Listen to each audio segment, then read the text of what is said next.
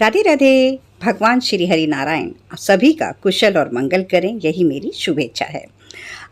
इस सीरीज़ में आज हम बात करते हैं राहु काल के बारे में। मैं अक्सर अपने दैनिक पंचांग में राहु काल के बारे में बताती हूँ और यही कहती हूँ कि इस राहु काल में हमें अपना कोई भी शुभ काम प्रारंभ नहीं करना चाहिए।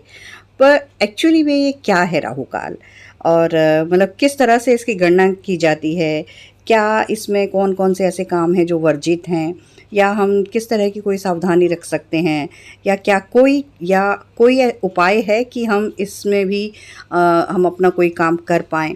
तो इसमें क्या क्या हम कर सकते हैं, तो आइए आज हम ये सब जानते हैं। ज्योतिष शास्त्र में किसी भी शुभ काम को करने से पहले शुभ मुहूर्त का विचार किया जाता है। ऐसा माना जाता है कि जो भी कार्य शुभ मुहूर्त में किया जाता है वो हमेशा सफल रहता है, और इसी तरह से इस काल गणना में अशुभ मुहूर्त का भी ध्यान रखा जाता है। अशुभ कालों में बहुत से काल होते हैं, गुलिक काल, है ना, राहु काल, बहुत तरह के ऐसे अशुभ काल होते हैं, लेकिन ख़ास तौर पे अशुभ कालों में राहु काल का ध्यान जरूर रखा जाता है। इस काल में कोई भी शुभ कार्य करना वर्जित होता है। तो आइए जानते हैं कि राहु काल एक्चुअली है क्या, और हिंदू पंचांग में इसके बारे में क्या बताया गया है। ज्योतिष शास्त्र में इस ग्रह को बहुत ही पापी और क्रूर ग्रह माना जाता है। ये एक छाया ग्रह है, और राहु दोष से जो पीड़ित जो भी व्यक्ति होता है, उस व्यक्ति को बहुत ही मानसिक, शारीरिक और आर्थिक नुकसान उठाने पड़ते हैं। जो राहु काल होता है वो स्थान और तिथि के अनुसार अलग अलग होता है, अर्थात प्रत्येक वार को अलग अलग समय में ये शुरू होता है। यह काल कभी सुबह आता है, कभी दोपहर में, तो कभी शाम के समय आता है, लेकिन सूर्यास्त से पूर्व ही पड़ता है।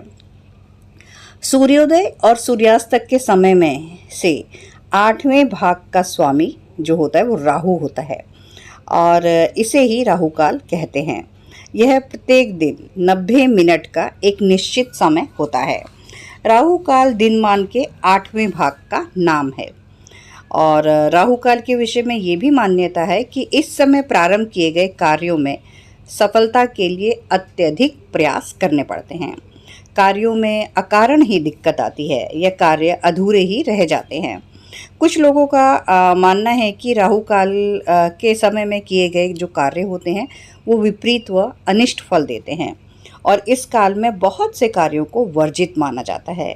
जैसे कि इस काल में हम कोई भी यज्ञ नहीं करते, नए व्यवसाय का शुभारंभ नहीं करते, महत्वपूर्ण कार्य के लिए कहीं जाना हो तो यात्रा भी नहीं करते, और कम से कम इस समय को तो हमें त्यागना ही चाहिए। इसी काल में किसी भी तरह की खरीदी बिक्री करने से भी हमें बचना चाहिए, क्योंकि इससे हमें हानि हो सकती है। इसमें हम कोई भी विवाह, सगाई, धार्मिक कार्य, गृह प्रवेश जैसे मांगलिक कार्य भी नहीं करने चाहिए। और इस समय हमें कोई भी वाहन, मकान, मोबाइल, कंप्यूटर, टेलीविज़न, आभूषण यानी कोई भी बहुमूल्य वस्तु नहीं खरीदनी चाहिए।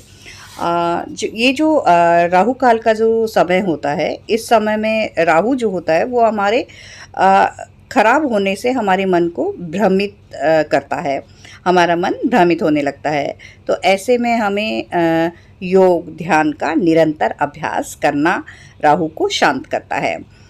राहु को भगवान शिव का भक्त माना जाता है, इसलिए राहु को शांत करने के लिए शिव जी की पूजा करनी चाहिए। साथ ही ओम नमः शिवाय मंत्र का जाप भी करना चाहिए।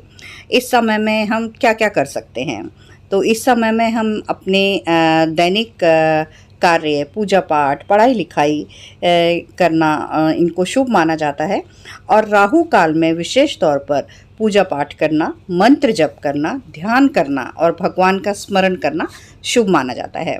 राहु काल में किए गए ये कार्य मन को शांत और प्रसन्न रखने में मदद करते हैं। और उपाय के तौर पर यदि राहु काल के समय हमें यात्रा करना बहुत ज़रूरी हो तो हमें पान, दही या कुछ मीठा खाकर घर से निकलना चाहिए, और घर से निकलने से पूर्व पहले 10 कदम उल्टे चलें और फिर यात्रा पर निकल जाएं। और दूसरा, यदि कोई मंगल कार्य या शुभ कार्य करना हो तो हनुमान चालीसा पढ़ने के बाद पंचामृत पिएं और फिर उस कार्य को करें। ये जो उपाय हैं ये हमारे शास्त्रों में बताए गए हैं, कहे गए हैं। तो वैसे तो हमें राहु काल को अवॉइड ही करने की कोशिश करनी चाहिए, लेकिन कई बार होता है कि हमें कोई कार्य विशेष करना ज़रूरी होता है, तो उस समय में हम ये उपाय कर सकते हैं। तो ये थी इसकी जानकारी। कैसी लगी आपको बताइएगा। Thank you. राधे राधे।